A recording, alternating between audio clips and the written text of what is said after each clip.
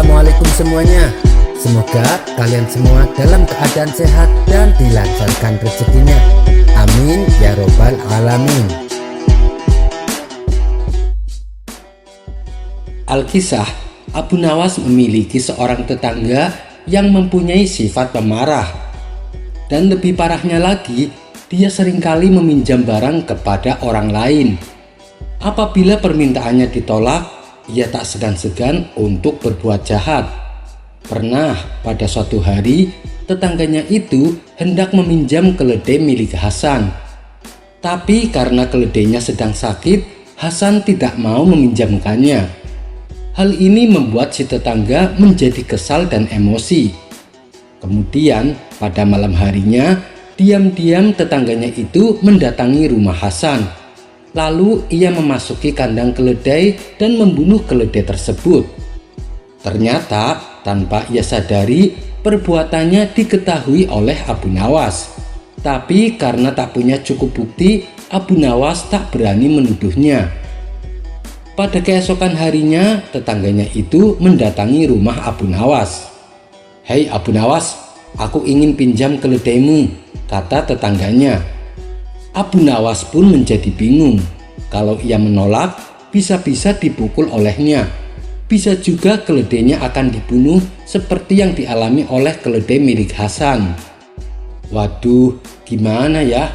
Bukannya saya menolak, tapi apakah keledaiku bersedia atau tidak?" balas Abu Nawas. "Hanya sebentar, nanti siang juga akan aku kembalikan," kata tetangganya memaksa. "Baiklah, tapi aku tanya dulu sama keledaiku," ujar Abu Nawas. Kemudian Abu Nawas segera pergi ke kandang keledai yang berada tepat di belakang rumah. Tak lama berselang, ia pun kembali. "Maaf kawan, tetapi keledai itu menolak. Ia menjelaskan alasannya seperti ini. Jika aku menyuruh bekerja untukmu, kemungkinan besar kau akan memukulnya. Dan jika kau memukulnya, ia akan balas menggigitmu. Dan bila itu terjadi, kau pasti akan menyalahkanku. Lalu kau akan memukulku sebagai balasannya. Jadi akan lebih baik bagi kita semua jika aku tidak meminjamkan keledai itu kepadamu," terang Abu Nawas. "Mana pernah aku menyakiti keledai, apalagi sampai memukulnya. Kau jangan mengada-ada Abu Nawas," kata tetangganya tak terima. "Loh, bukan aku yang mengatakannya, tapi keledai itu yang memberitahu aku," balas Abu Nawas. "Aku tidak percaya, mana ada keledai bisa bicara," sahut tetangganya. "Kau salah paham kawan, keledaiku memang tidak bisa bicara, tapi aku yang memahami bahasanya," jelas Abu Nawas. "Mustahil, coba buktikan. Kalau kau memang bisa, aku tidak akan lagi mengganggumu dan tidak akan pinjam keledaimu." Kemudian Abu Nawas mengajak tetangganya itu memasuki kandang keledai miliknya. Tidak berselang lama, keledai itu mengeluarkan suara ringkikan. Abu Nawas pun pura-pura mengangguk, seolah memahami apa yang keledai itu katakan. Melihat tingkah Abu Nawas ini, tetangganya heran dan bertanya, "Memangnya apa yang dia katakan?" Abu Nawas menjawab, "Dia bilang kaulah orangnya yang membunuh keledai milik Hasan. Dan katanya lagi dia juga punya buktinya. Wah, tidak kusangka ternyata kau adalah pelakunya. Keledaiku tidak mungkin berbohong. Apalagi kandang keledai Hasan berdekatan dengan kandang keledaiku. Pasti dia melihat semuanya. Lebih baik aku laporkan saja kepada Tuan Hakim, biar kamu dihukum. Dia pasti akan lebih mempercayaiku," kata Abu Nawas. Seketika wajah tetangganya itu menjadi pucat pasi, tubuhnya gemetaran karena rasa takut. "Tolong Abu Nawas, jangan laporkan aku. Aku berjanji tidak akan mengulanginya, dan aku berjanji tidak akan mengganggumu," pinta tetangganya memohon. Akhirnya berkat kecerdikan Abu Nawas, keledainya itu tidak jadi dipinjam oleh tetangganya. Kisah selanjutnya. Dikisahkan, Baginda Raja baru saja melantik hakim istana yang baru. Hakim tersebut terkenal jujur dan juga baik hati. Yang paling disukai Baginda dari hakim baru ini, ia gemar berburu di hutan seperti dirinya. Suatu hari di sela-sela waktu santai Baginda Raja, ia memanggil hakim baru tersebut untuk menghadapnya. "Bagaimana pekerjaanmu? Apakah ada kasus yang sulit diselesaikan?" tanya Baginda Raja. "Alhamdulillah Paduka, semua pekerjaan masih bisa saya atasi," jawab hakim istana. "Bagus, awas jangan main-main dengan jabatanmu. Kalau kamu sampai ketahuan menerima sogokan, saya bukan hanya akan memecatmu, tapi juga akan memenjarakanmu," ancam Baginda Raja. "Jangan khawatir Paduka, saya ini bukan tipe orang yang suka disogok. Malah saya justru membenci perbuatan itu. Saya ini sudah kaya Paduka, buat apa menerima sogokan? Bukankah Paduka tahu sendiri, gajian saya sebagai hakim sepenuhnya saya sumbangkan untuk fakir miskin," ujar hakim istana. "Baiklah, saya percaya padamu. Oh iya, saya dengar katanya kamu gemar berburu di hutan. Bagaimana kalau besok kita berburu bersama-sama?" ajak Baginda Raja. "Dengan senang hati wahai Paduka yang mulia, saya terima ajakan Paduka," balas hakim istana. "Baiklah, besok kita berangkat, tapi saya akan mengajak serta Abu Nawas," timpal Baginda Raja. Abu Nawas yang saat itu sedang cekcok dengan istrinya langsung menerima ajakan Baginda Raja. Dengan begitu ia bisa menghindari omelan sang istri. Singkat cerita, Abu Nawas, hakim istana dan Baginda Raja pergi meninggalkan istana. Ketiganya memulai perjalanan menuju hutan. "Abu Nawas, apa kamu punya saran hutan mana yang akan kita tuju?" tanya Baginda Raja. "Ada Paduka, hutan di seberang lautan. Di sana banyak hewan kijang, tapi hutan tersebut terkenal angker," jawab Abu Nawas. "Sama setan saja masa takut? Ayo kita ke sana," balas Baginda Raja. Ketiganya lalu menuju hutan yang terkenal angker. Saat akan memasuki hutan tersebut, Abu Nawas mulai merasakan aura mistis. "Paduka, apa Paduka yakin akan masuk ke dalamnya?" tanya Abu Nawas. "Tenang saja Abu Nawas, saya dan hakim istana sudah pengalaman keluar masuk ke dalam hutan," jawab Baginda Raja. Tidak berapa lama tampak seekor kijang muncul di hadapan mereka. Baginda Raja dan hakim istana langsung mencabut anak panah dan membidiknya. Tapi sayang, bidikan mereka meleset sehingga membuat kijang tersebut berlari ke tengah hutan. "Ayo kita kejar," teriak Baginda Raja. Mereka pun mengikuti arah larinya kijang. Sedang asik-asiknya mengejar hewan buruan, tiba-tiba muncul seekor harimau. Melihat ada mangsa di depannya, harimau itu langsung mengejarnya. Baginda Raja dan Abu Nawas serta hakim istana spontan kabur menghindari kejaran harimau. Setelah beberapa lama kemudian, akhirnya mereka bertiga pun selamat. Namun mereka dihadapkan permasalahan baru. Pasalnya mereka tidak tahu arah. Mereka bertiga tersesat di tengah hutan yang angker. Baik Baginda Raja, hakim istana, dan Abu Nawas, mereka tidak tahu harus minta tolong kepada siapa. Apalagi langit sudah mulai terlihat gelap. Di tengah situasi yang genting, tiba-tiba entah datangnya dari mana, muncul kakek tua misterius yang berpakaian serba putih. "Kenapa kalian sampai ke tempat ini? Tahukah kalian kalau tempat ini sangat berbahaya?" tanya kakek tua tersebut. "Kami tersesat, kek. Apakah kakek bisa membantu kami?" kata Baginda Raja. "Aku bisa membantu kalian, tapi masing-masing dari kalian hanya dibatasi satu permintaan," balas kakek tua. Kemudian Baginda Raja mengungkapkan keinginannya. "Begini kek, saya ingin pulang ke istana. Saya ini adalah raja. Saya tidak ingin kehilangan istana saya, pinta Baginda Raja. Baiklah, keinginanmu saya kabulkan, jawab kakek tua. Seketika Baginda Raja langsung menghilang. Ia kini sudah berada di istananya, duduk di singgasana bersama sang permaisuri. Syukurlah, akhirnya aku bisa kembali berada di sini, ucap Baginda Raja. Sekarang giliranmu, apa permintaanmu? Tanya kakek tua kepada hakim istana. Saya adalah hakim istana yang kaya raya. Saya ingin pulang ke rumah saya yang megah. Saya tak mau kehilangan harta kekayaanku. Saya ingin secepatnya berkumpul dengan istri dan anak-anakku, pinta hakim istana. Baiklah, keinginanmu saya kabulkan, jawab kakek tua. Seketika hakim istana langsung menghilang. Ia kini berada di rumah megahnya, berkumpul dengan istri dan anak-anaknya. Kini tinggallah Abu Nawas seorang diri di dalam hutan. Sekarang giliranmu, apa permintaanmu? Tanya kakek tua kepada Abu Nawas. Saya ini orang miskin, kek. Rumah saya kecil dan tidak ada harta yang berharga. Di rumah saya juga sedang cekcok sama istri.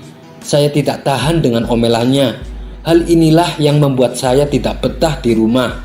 Jadi saya meminta supaya Baginda Raja dan hakim istana dikembalikan ke sini untuk menemaniku, pinta Abu Nawas. Seketika permintaan Abu Nawas terkabul.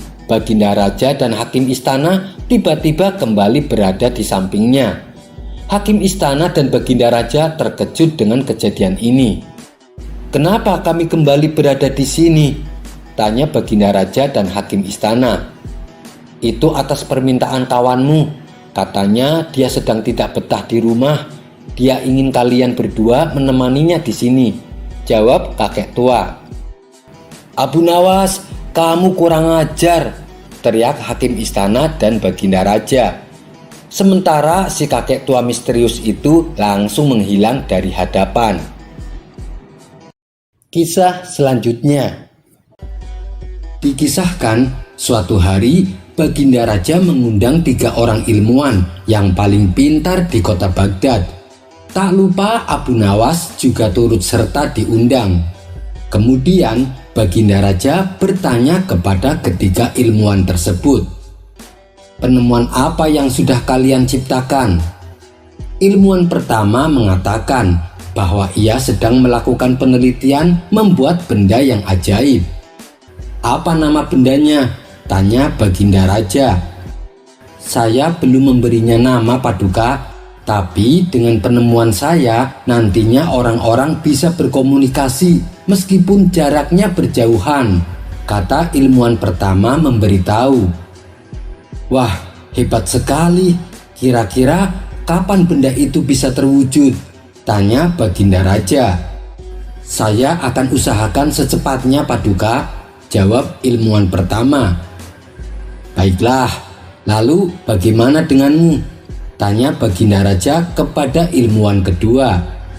Saya sedang melakukan penelitian membuat benda yang tak kalah ajaibnya, jawab ilmuwan kedua. Apa nama bendanya? Tanya Baginda Raja. Maaf, Paduka, saya juga belum memberinya nama. Tapi yang pasti dengan benda penemuan saya nantinya orang-orang bisa terbang seperti burung, kata ilmuwan kedua. Luar biasa. Kapan benda itu bisa terwujud? Tanya Baginda Raja. Ini membutuhkan waktu yang cukup lama, Paduka. Mengingat penemuan yang sedang saya teliti bukanlah penemuan sembarangan, ujar ilmuwan kedua. Bagus. Kalau kau butuh apa-apa, bilang saja padaku. Lalu bagaimana denganmu? Tanya Baginda Raja kepada ilmuwan ketiga. Saya sedang melakukan penelitian membuat benda yang sangat bermanfaat, jawab ilmuwan ketiga. Oh ya, apa kegunaan benda tersebut? Tanya Baginda Raja. Dengan benda yang saya teliti, nantinya pada malam hari akan terang seperti siang hari. Ruangan istana akan terang benderang. jalanan kota Baghdad juga akan terang, meskipun langit di atas masih gelap, kata ilmuwan ketiga memberitahu. Wah, wah, wah, sungguh menakjubkan. Sudahkah kau beri nama benda itu? Dan kira-kira kapan benda itu jadi? Tanya Baginda Raja. Karena ini masih tahap penelitian, saya belum memberinya nama, Paduka, dan saya juga belum bisa memastikan kapan benda itu terwujud, jawab ilmuwan ketiga. Dengan tersenyum bangga, Baginda Raja berkata kepada mereka, kalian semua memang ilmuwan yang pintar. Saya bangga dengan kalian, puji Baginda Raja. Ketiga ilmuwan tersebut juga saling memuji dengan penemuannya masing-masing. Sementara Abu Nawas yang sedari tadi duduk terdiam tiba-tiba dikagetkan oleh sebuah pertanyaan. Hei Abu Nawas, bagaimana denganmu? Apa yang sudah kau temukan? Ledek salah satu ilmuwan. Paling-paling dia menemukan benda yang bisa membuat keledai bernyanyi, timpal ilmuwan lainnya. Spontan mereka pun tertawa terpingkal-pingkal, begitu pula dengan Baginda Raja. Merasa dirinya dipermalukan, Abu Nawas segera mengeluarkan jurusnya. Penemuan kalian tidak ada apa-apanya bila dibandingkan dengan penemuanku, kata Abu Nawas. Oh ya, apa itu? Ledek mereka sambil tertawa. Aku bisa menciptakan sebuah benda yang ajaib, di mana dengan benda tersebut orang-orang bisa berjalan menembus dinding. Bukan hanya menembus dinding, tapi juga bisa menembus besi dan kaca, tutur Abu Nawas. Seketika ketiga ilmuwan tersebut terkejut mendengarnya. Mana mungkin, itu sangat mustahil, dan kami juga tak pernah melihat kau melakukan sebuah penelitian, kata mereka. Penemuan saya tak perlu penelitian, bahkan saya bisa membuatkannya sekarang. Tidak seperti kalian, disuruh membuktikannya tapi tidak bisa. Alasannya masih dalam penelitian, ujar Abu Nawas. Baginda Raja yang juga mendengar obrolan mereka merasa penasaran dengan penemuan Abu Nawas. Benarkah Abu Nawas? Kau tidak bohong kan? Tanya Baginda Raja. Benar Paduka yang mulia, jawab Abu Nawas dengan nada serius. Adapun ketiga orang ilmuwan tadi juga penasaran dengan penemuan Abu Nawas. Mereka pun lalu bertanya, kau yakin bisa menciptakan benda yang bisa membuat orang menembus dinding dan besi?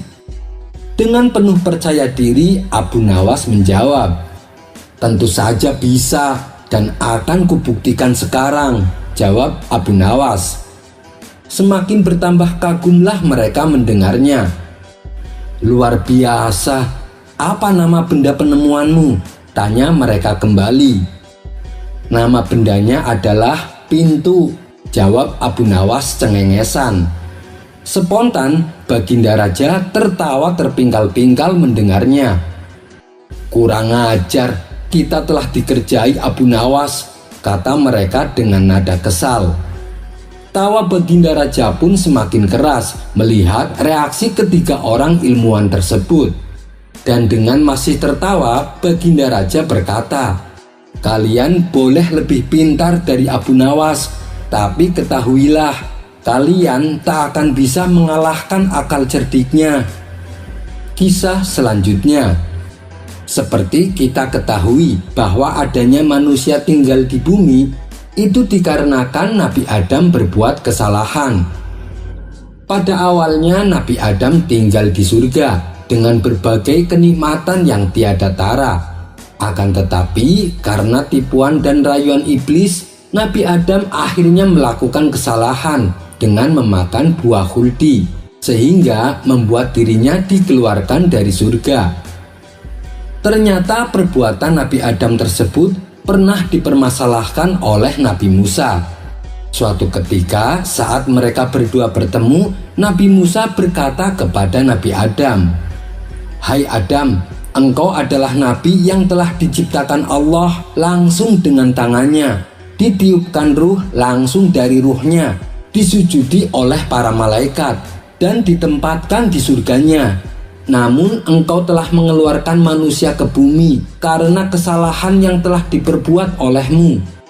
Nabi Adam pun membalas, engkau juga adalah nabi pilihan Allah, dan kepadamulah kitab Taurat diturunkan. Kapan kitab Taurat itu diciptakan? Tanya Nabi Adam. 40 tahun sebelum engkau diciptakan, jawab Nabi Musa. Apakah di dalam kitab Tauratmu terdapat ayat yang berbunyi, durhakalah Adam kepada Tuhan dan sesatlah ia? Tanya Nabi Adam. Iya, ada, jawab Nabi Musa.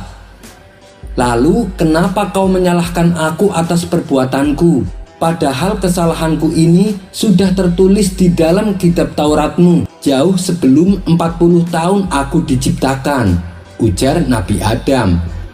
Akhirnya Nabi Adam pun mengalahkan hujah Nabi Musa yang menyalahkan dirinya.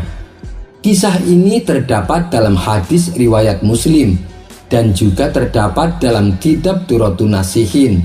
Wallahu a'lam bishawab.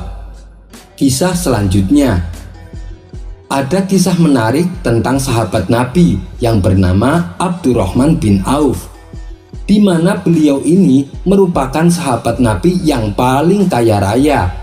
Dan dengan kekayaannya ini, beliau selalu bersedekah dengan jumlah yang besar. Tapi anehnya, beliau justru semakin kaya. Suatu ketika Abdurrahman bin Auf memborong semua dagangan dari kota Sam untuk dibawanya ke Madinah. Saat dagangannya mulai memasuki kota, terlihat seperti barisan pawai yang tak ada hentinya. Pasalnya, hewan unta yang membawakan barang dagangannya berjumlah ada 700 ekor. Sebuah jumlah yang sangat fantastis. Kedatangannya tersebut disambut meriah penduduk Madinah. Suasana pun menjadi gegap gempita. Sayyidah Aisyah yang merupakan istri Rasulullah terkejut saat melihat hal itu. Ia ingin tahu penyebab suasana kegembiraan itu. Lalu salah seorang penunggang unta menjelaskan, kami baru tiba dari negeri Sam. Lihatlah unta-unta kami syarat dengan muatan barang. Kafilah ini milik Abdurrahman bin Auf. Sayyidah Aisyah pun membalas, semoga Allah melimpahkan rahmatnya kepada Abdurrahman. Tapi aku pernah mendengar Rasulullah bersabda bahwa beliau dalam suatu tidurnya bermimpi melihat Abdurrahman bin Auf memasuki surga dengan merangkak. Perkataan Sayyidah Aisyah itu akhirnya sampai juga ke telinga Abdurrahman bin Auf. Betapa bahagianya hati Abdurrahman karena Rasulullah telah menjaminnya masuk surga.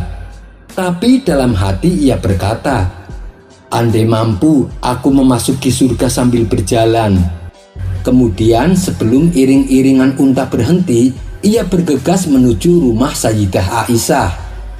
Wahai Ummul Mukminin, aku akan menginfakkan seluruh unta beserta muatannya di jalan Allah, kata Abdurrahman bin Auf.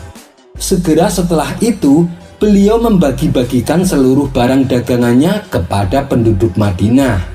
Sementara para sahabat lainnya penasaran dengan sabda Rasulullah ini. Kenapa Abdurrahman bin Auf memasuki surga dengan merangkak? Tidak seperti sahabat-sahabat lainnya yang dijamin masuk surga. Mereka memasuki surga laksana secepat kilat yang menyambar. Abdurrahman pun menangis dan berdoa kepada Allah. Jadikanlah aku ini orang miskin. Aku ingin seperti Mus'ab bin Umair atau seperti Hamzah yang hanya meninggalkan sehelai kain pada saat meninggal dunia. Tidak hanya itu, beliau juga kerap bertanya kepada Rasulullah, bagaimana caranya supaya dirinya dapat masuk surga minimal berjalan kaki. Rasulullah menjawab, perbanyak bersedekah, niscaya kakimu menjadi ringan memasuki surga. Suatu ketika Abdurrahman bin Auf mendengar kabar beberapa petani kurma mengalami gagal panen. Banyak buah kurmanya menjadi busuk. Para petani ini pun menjadi sedih karena harus mengalami kerugian dengan jumlah yang tak sedikit. Kesempatan ini langsung dimanfaatkan oleh Abdurrahman bin Auf. Ia memborong semua hasil panen kurma dengan harga yang wajar. Tentu saja para petani menyetujuinya dengan penuh sukacita.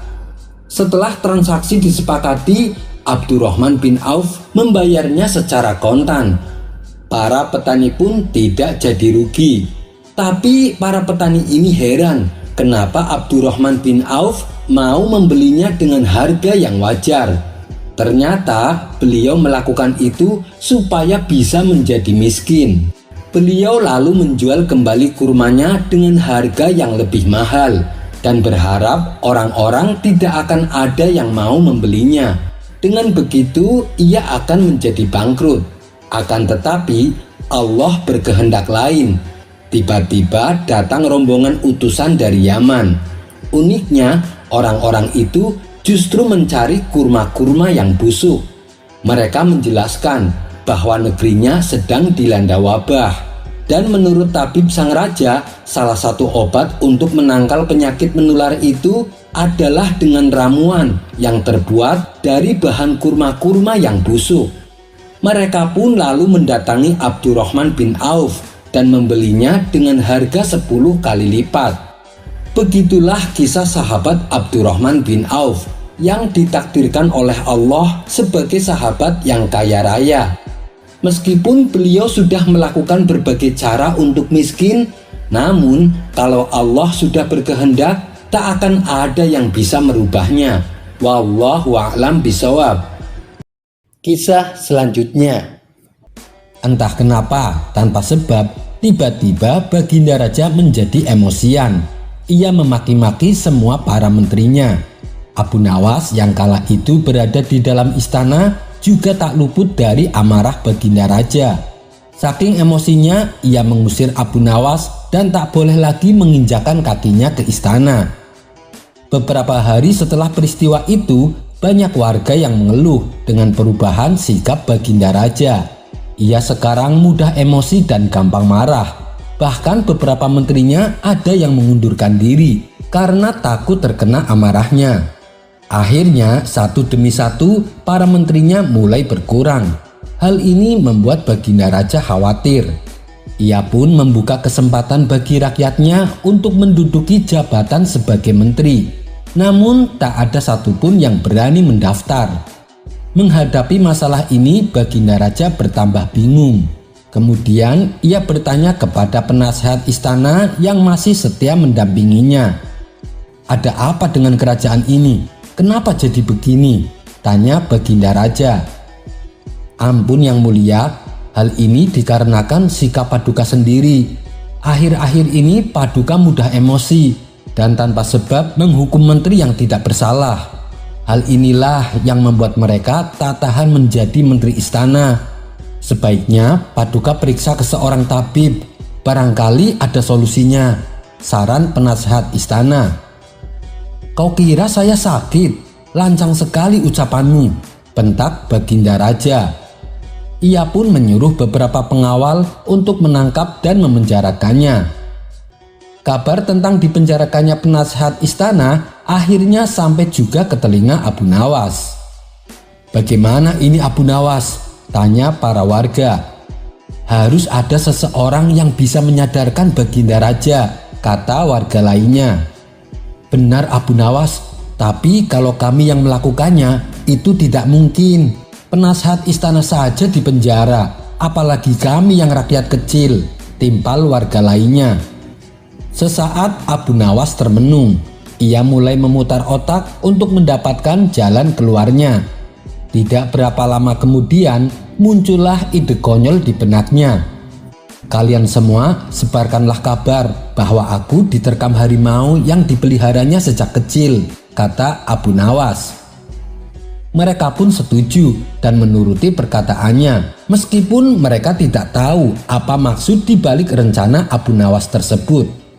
Singkat cerita, seluruh penduduk Baghdad dihebohkan oleh berita tentang Abu Nawas yang diterkam oleh harimau peliharaannya. Dan dengan cepat kabar ini pun beredar, yang pada akhirnya terdengar oleh Baginda Raja. "Apa benar Abu Nawas diterkam harimau?" tanya Baginda Raja kepada salah satu menterinya. "Menurut kabar yang beredar, memang benar Paduka Yang Mulia," jawab menterinya. "Sejak kapan Abu Nawas pelihara harimau?" tanya Baginda Raja kembali. "Kurang tahu Yang Mulia, tapi yang hamba dengar ia memeliharanya sejak masih bayi," jelas menterinya. Karena penasaran, Baginda Raja pun datang ke rumah Abu Nawas untuk menengoknya. Setibanya di sana, Abu Nawas tampak sedang duduk di depan rumahnya. "Bagaimana keadaanmu?" tanya Baginda Raja. "Alhamdulillah Paduka, saya sehat walafiat," jawab Abu Nawas. Tentu saja hal ini membuat Baginda Raja heran. "Orang-orang bilang kau diterkam harimau. Bagaimana itu bisa terjadi? Dan sejak kapan kau memelihara harimau?" tanya Baginda Raja. "Untuk menjawab pertanyaan Paduka, butuh waktu yang lama untuk menceritakannya," ujar Abu Nawas. "Aku siap mendengarkannya. Silahkan, ceritakan saja padaku," balas Baginda Raja. Abu Nawas pun lalu memulai ceritanya. "Waktu itu saya melewati jalanan sepi. Di tengah jalan saya menemukan anak harimau yang tengah sakit dan butuh pertolongan. Saya pun membawa pulang dan merawatnya. Para warga awalnya sudah memperingatkan saya bahwa harimau adalah hewan yang buas yang bisa berbahaya jika memeliharanya. Namun seiring berjalannya waktu, setelah harimau tumbuh dewasa, ia menjadi hewan yang penurut. Para warga pun tidak ada yang takut bila berpapasan dengannya. Bahkan tidak sedikit anak-anak yang bermain dengan harimau milikku." Di sela-sela ceritanya, Baginda Raja bertanya, "Kalau memang penurut, kenapa dia sampai menerkammu?" Abu Nawas lalu melanjutkan ceritanya. "Kejadian ini berawal ketika aku keluar kota selama 3 hari dan aku lupa memberinya makan. Setelah aku kembali, dilihatnya harimauku masih berada di dalam kandangnya. Aku pun senang karena dia dalam keadaan baik-baik saja. Tapi ketika aku menghampirinya, tiba-tiba dia menerkamku dan ingin memakanku. Kelaparan selama 3 hari telah mengeluarkan sifat alamiahnya sebagai hewan buas. Ia akan menerkam siapa saja ketika merasa lapar. Untunglah aku masih bisa selamat," tutur Abu Nawas. "Lalu kemana harimau tersebut? Apakah sudah dibunuh atau lari ke hutan?" tanya Baginda Raja. "Saya melepaskannya dan tak mau lagi memeliharanya. Harimau yang saya ceritakan bukanlah harimau sesungguhnya Paduka. Harimau ini bisa diibaratkan tabiat buruk kita, seperti cepat emosi atau gampang marah. Jika kita terus memeliharanya, suatu saat tabiat buruk tersebut akan memakan kita. Sifat mudah marah dan gampang emosi akan dengan mudah membuat kita celaka. Maka dari itu, akan lebih membuat kita aman apabila melepaskan tabiat buruk tersebut, dan jangan pernah sekalipun memeliharanya." Setelah mendengar penuturan Abu Nawas, Baginda Raja pun tersadar. Ia selama ini telah menjadi orang yang mudah emosi dan gampang marah. Oleh sebab itulah satu persatu orang-orang di sekitarnya mulai menghindar dan meninggalkan dirinya. Dan sejak saat itu Baginda Raja bertekad akan membuang semua tabiat buruk yang selama ini dipeliharanya. Kisah selanjutnya. Dahulu ada seorang waliullah yang terkenal dengan karomahnya. Waliullah ini bernama Abu Yazid Al-Bustami. Sejak kecil ia memang sudah menunjukkan kelebihannya, bahkan ketika ia masih bayi. Apabila ada makanan haram yang masuk ke dalam mulutnya, Abu Yazid yang masih bayi menangis dan meronta-ronta hingga makanan tersebut keluar dari mulutnya. Barulah ia berhenti dari tangisnya. Suatu ketika di dalam perjalanannya, Abu Yazid merasakan haus yang amat sangat. Kemudian ia menemukan sebuah sumur yang sudah lama tidak terpakai. Dilihatnya sekeliling sumur tersebut tak ada satupun sesuatu yang bisa ia gunakan untuk mengambil air. Sedangkan air yang ada di sumur begitu dalam. Tak berselang lama, datanglah sekelompok anak-anak perempuan yang sedang bergerombol. Mereka sepertinya juga sedang haus usai bermain. Sementara Abu Yazid hanya mengamatinya dari kejauhan. Percuma saja, airnya sangat dalam. Mereka tak mungkin bisa mengambilnya, gumam Abu Yazid dalam hati. Tapi ternyata keajaiban terjadi. Ketika anak-anak berdiam sebentar di depan sumur, tiba-tiba air yang ada di dasar sumur naik ke atas hingga meluber di permukaan. Mereka pun dengan mudah meminum air sumur tanpa perlu bersusah payah mengambilnya. Melihat peristiwa yang menakjubkan itu, Abu Yazid menjadi heran dan penasaran. Bagaimana bisa anak-anak yang begitu polos bisa menaikkan air sumur dalam sekejap mata? Ia pun lalu mendekati anak-anak tersebut dan bertanya kepada mereka, "Doa apa yang kalian baca sehingga airnya bisa naik ke atas permukaan?" Anak-anak tersebut kompak menjawab dengan polosnya, "Kami tadi hanya bertawasul. Wahai sumur, naiklah air dengan keberkahan Syekh Abu Yazid Al-Bustami." Mendengar itu, sontak membuat Abu Yazid terkejut. "Lah, aku ini Abu Yazid, orang yang kalian tawasuli. Tapi ketika tadi aku di sini, airnya sama sekali tidak mau naik ke atas," kata Abu Yazid. Jawaban mereka semakin membuat Abu Yazid bertambah kaget. Dikabulkannya doa berupa naiknya air sumur kepada kami tak lain merupakan buah dari teguhnya keyakinan kami bahwa Anda merupakan wali yang mempunyai banyak kebaikan. Sedangkan Anda tak boleh meyakini bahwa diri Anda sendiri merupakan orang soleh. Kisah ini terdapat dalam kitab Tazkirat Al-Auliya karya Syekh Farid Al-Din Attar. Wallahu a'lam bishawab. Kisah selanjutnya diceritakan wabah penyakit taun akan melanda kota Damaskus. Sewaktu menempuh perjalanan menuju kota Damaskus, segerombolan wabah tersebut bertemu dengan salah satu waliullah. Lalu terjadilah sebuah dialog di antara mereka. "Mau kemana kalian?" tanya waliullah kepada wabah taun.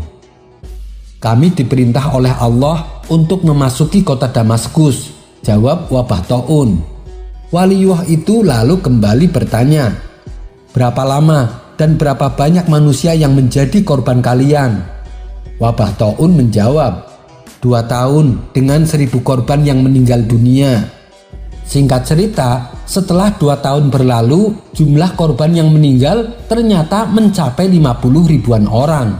Dan ketika sang waliullah kembali bertemu dengan wabah tersebut, ia lalu bertanya, "Kenapa dalam 2 tahun kalian memakan begitu banyak korban, sampai 50 ribu orang yang meninggal? Bukankah kalian mengatakan hanya akan memakan korban 1000 orang?" Wabah taun menjawab, "Kami memang diperintah Allah untuk merenggut 1000 korban. Namun 49.000 korban lainnya meninggal akibat panik dan khawatir berlebihan yang meliputi pikiran dan benak mereka." Dalam kisah ini memberikan pelajaran bahwa kepanikan yang berlebihan akan mempengaruhi pada kondisi psikolog manusia, sehingga akan berdampak buruk pada kehidupan manusia itu sendiri. Kisah ini terdapat dalam kitab Hilyatul Auliya fi Tabaqat Al-Asifah karya Abu Nuaim Al-Asfani. Wallahu a'lam bishawab. Kisah selanjutnya. Al-kisah, di suatu negeri ada pemuda tampan yang soleh. Akhlaknya yang baik dan tutur katanya yang lemah lembut membuat dirinya sangat dicintai oleh masyarakat. Suatu ketika pemuda ini diundang ke istana untuk menghadap baginda raja. Sang raja sangat kagum dengan pribadi akhlak pemuda soleh. Seiring berjalannya waktu, kedekatan antara sang raja dan pemuda soleh semakin hangat. Bahkan si pemuda kini menjadi kesayangan sang raja. Hal ini tentu membuat beberapa menterinya merasa iri. Mereka tidak suka melihat kedekatan antara si pemuda dengan sang raja. Mereka akhirnya membuat rencana untuk memfitnah dan menyingkirkan si pemuda. Sebuah siasat pun disusun. Mereka menyiapkan seorang gadis desa yang paling cantik yang akan ditugaskan untuk menggoda si pemuda. Setelah menemukan gadis desa yang paling cantik, beberapa menteri ini menawarinya tugas untuk menggoda pemuda soleh, tentunya dengan imbalan emas yang banyak. Karena diiming-imingi hadiah yang cukup besar, gadis cantik ini bersedia melakukan rencana jahat tersebut. Sesuai dengan arahan para menteri yang nakal ini, si gadis cantik mulai melakukan aksinya. Saat menjelang tengah malam, gadis cantik ini mendatangi rumah pemuda soleh. Begitu sampai di depan rumahnya, si gadis berteriak, "Wahai hamba soleh, tolonglah aku.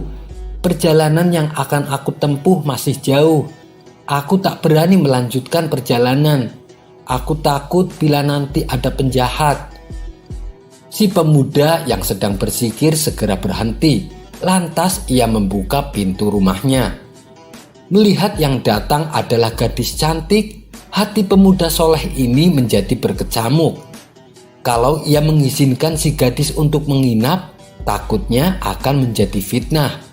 Tapi kalau ia tidak menolong gadis tersebut, tidak menutup kemungkinan si gadis akan diganggu penjahat. Akhirnya, ia pun terpaksa mempersilahkan si gadis masuk ke rumahnya. Setelah keduanya berada di dalam rumah, tanpa diduga, tiba-tiba si gadis langsung menanggalkan semua pakaiannya. Dalam keadaan telanjang, gadis tersebut merayu si pemuda untuk menjamahnya. "Astagfirullah, apa-apaan ini? Apakah kamu tidak malu telanjang di depan orang lain?" kata pemuda soleh sambil menutup mata. Namun si gadis tidak memperdulikannya. Ia terus mendekati pemuda soleh dan merayunya. "Hai perempuan laknat, apakah kamu tidak takut dahsyatnya siksa api neraka?" bentak si pemuda. Nasihat dan peringatan tentang siksa api neraka dari pemuda soleh ternyata tidak mempan. Si gadis malah semakin berani mendekatinya. Si pemuda pun segera berlari menghindarinya. Ia segera mengambil lampu dan menghidupkannya dengan api. Setelah api menyala, si pemuda lalu membakar jari-jarinya sendiri. Lama-kelamaan, jari-jari si pemuda mulai melepuh dan membakar seluruh telapak tangannya. Bila api di dunia saja sudah membakar seperti ini, lantas bagaimana dengan api di akhirat kelak? Kata pemuda soleh memperingatkan sembari menahan panas. Si gadis menjadi terkejut dan tak menyangka pemuda soleh nekat membakar tangannya sendiri. Ia pun merasa bersalah dan berdosa atas perbuatannya. Si gadis tiba-tiba berteriak dan kemudian meninggal dunia seketika. Melihat si gadis meninggal, pemuda soleh menjadi panik dan bingung. Ia pun segera memperlakukan jenazah itu sebagaimana mestinya. Ternyata kejadian itu dimanfaatkan oleh beberapa menteri yang jahat ini untuk memprovokasi orang-orang. Mereka mengabarkan kepada penduduk negeri bahwa pemuda soleh telah berzina dengan gadis desa dan kemudian membunuhnya. Mereka juga melaporkan hal ini kepada sang raja. Awalnya sang raja ragu dengan berita tersebut karena sang raja tahu betul akhlak pemuda soleh. "Apa buktinya kamu menuduh dia berbuat demikian?" tanya sang raja. "Ampun Paduka, di rumah si pemuda ada gadis cantik meninggal dunia dalam keadaan telanjang," jawab salah satu menteri tersebut. Mereka pun akhirnya berhasil menghasut baginda raja. Singkat cerita, maka ditangkaplah pemuda soleh. Ia dijatuhi hukuman mati oleh sang raja. Esok harinya, pemuda soleh dibawa ke tengah lapangan untuk menjalani hukuman pancung. Sementara di sebelah tempat eksekusi, terdapat papan yang berisi jenazah gadis yang meninggal tersebut. Di tengah-tengah cacian dan hujatan orang-orang yang berkumpul di lapangan, si pemuda berdoa memohon pertolongan Allah. Ia terus berdoa sambil menangis. Tiba-tiba terdengar suara yang hanya bisa didengar oleh si pemuda. "Hentikan doamu, penduduk langit menangis melihatmu. Jika kamu terus berdoa dan menangis, niscaya langit akan berguncang." Dalam keadaan sedih seperti itu, peristiwa luar biasa pun terjadi. Allah mengembalikan ruh si gadis kepada jenazahnya. Gadis tersebut hidup kembali. Si gadis lalu berdiri dan berkata kepada masyarakat yang berkumpul di lapangan, "Wahai kalian, dengarkanlah. Pemuda ini adalah pemuda soleh yang dizolimi. Ia tidak pernah berzinah denganku. Sungguh aku masih perawan. Awalnya memang aku mencoba menggodanya. Ia lalu memperingatkan aku akan dahsyatnya siksa api neraka dengan membakar tangannya sendiri, yang akhirnya membuat aku tersadar atas kesalahanku. Saat itu aku sangat takut akan dosaku, sehingga aku menjerit dan aku pun meninggal." Si gadis juga menyebutkan siapa saja menteri yang telah menyuruhnya untuk menggoda si pemuda. Lalu tiba-tiba gadis tersebut langsung terjatuh dan kembali meninggal dunia untuk selamanya. Sang raja lalu menyuruh beberapa prajuritnya mengecek tangan pemuda soleh. Dan ternyata memang benar, mereka mendapati telapak tangan si pemuda benar-benar telah terbakar.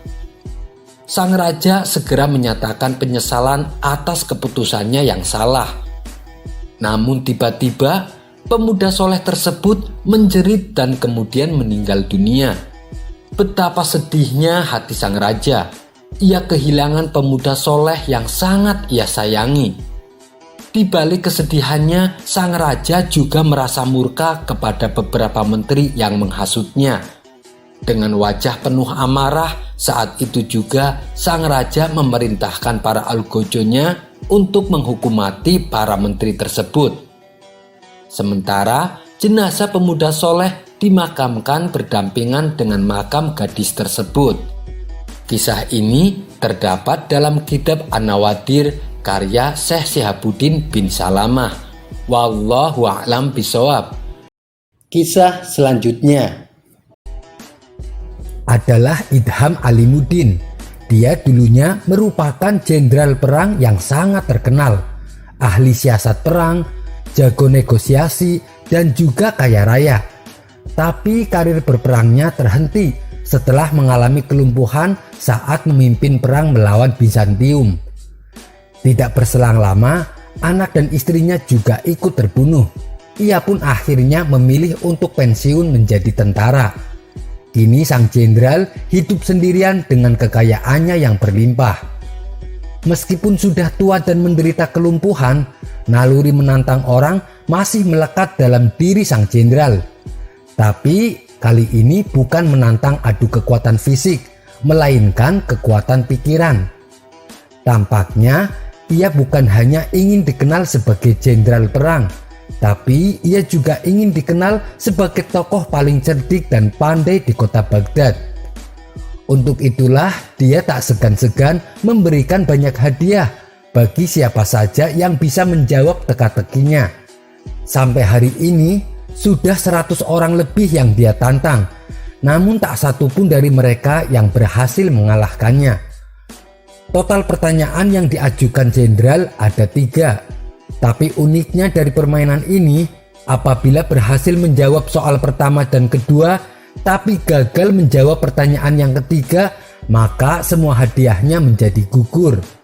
Hal inilah yang membuat orang-orang kesal dengan sang jenderal. "Aku kesal dengan jenderal yang lumpuh itu," kata seseorang kepada kawannya. "Pertanyaan pertama dan kedua berhasil kujawab dengan benar. Tapi pas pertanyaan ketiga, dia tanya, siapakah malaikat yang menyiksa manusia? Langsung saja aku jawab, malaikat Malik. Dia bilang jawabanku katanya salah. Loh, bukannya jawabanmu itu benar? Tanya kawannya heran. Ah, kamu juga salah. Aku kira kamu pintar. Yang benar itu malaikat Zabaniyah. Malaikat Malikan hanya penjaga neraka, timbal orang tersebut kepada kawannya. Suatu hari datanglah seorang pemuda ke rumah sang jenderal. Pemuda ini sangat terkenal pandai dan cerdik di kotanya. Ia menerima tantangan sang jenderal untuk menjawab teka-tekinya. Namun seperti tamu-tamu lainnya, pemuda itu gagal mengalahkan sang jenderal. Karena kesal dan kecewa, pemuda itu pun berkata, "Wahai jenderal, apakah Tuan berani menantang Abu Nawas?" "Wah, ide bagus itu. Sampaikan kepada Abu Nawas, saya menantang dia." Maka pergilah pemuda itu ke rumah Abu Nawas dan menyampaikan tantangan debat dari sang jenderal. Sementara sang jenderal menyiapkan materi yang lain dari biasanya. Bisa dibilang kali ini teka-tekinya sangat sulit dipecahkan. Yah, mengingat reputasi Abu Nawas adalah pujangga cerdik yang mempunyai 1001 akal. Oleh karenanya, sang jenderal sangat berhati-hati dan tidak sembarangan dalam membuat pertanyaan. Esok harinya datanglah Abu Nawas ke rumah sang jenderal. "Silakan masuk Abu Nawas," sambut sang jenderal kepada Abu Nawas. Ternyata sang jenderal telah menyiapkan hidangan untuk tamu istimewanya itu. Setelah selesai makan dan minum, sang jenderal tanpa basa-basi mengutarakan niatnya. "Begini Abu Nawas, saya ada 3 pertanyaan untuk kamu. Kalau kamu bisa menjawabnya, dan ini khusus untuk kamu, hadiahnya akan saya tambah 2 kali lipat. Bukan 100.000 dirham, tapi 200.000 dirham." Abu Nawas langsung terperanjat dengan hadiah yang ditawarkan oleh sang jenderal.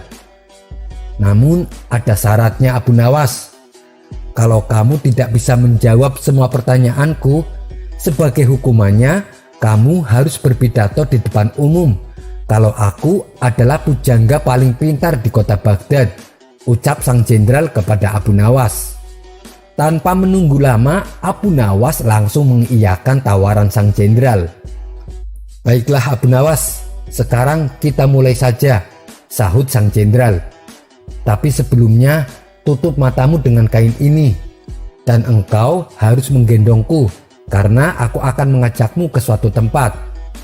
Maka dengan mata tertutup kain, Abu Nawas menggendong sang jenderal. Kemudian sang jenderal mengajak Abu Nawas ke tempat peternakan unta miliknya, di mana tempat itu tidak pernah dimasuki oleh orang lain. "Berhenti Abu Nawas," kata sang jenderal. "Pertanyaan pertama adalah, katakan apa yang ada di hadapanmu?" tanya sang jenderal. "Ini gila, mana mungkin saya tahu dengan keadaan mata tertutup," pikir Abu Nawas. Tapi dengan cekatan Abu Nawas langsung menjawab, "Di depan saya ada peternakan unta Tuan Jenderal." Sang jenderal kaget, bagaimana mungkin Abu Nawas bisa tahu, padahal peternakan untanya tidak pernah dimasuki orang lain. Mereka pun lalu melanjutkan perjalanan. Sang jenderal tetap digendong oleh Abu Nawas. 1 jam kemudian sang jenderal berkata, "Berhenti Abu Nawas. Sekarang katakan padaku, apa yang ada di hadapanmu?" Sejenak Abu Nawas berpikir.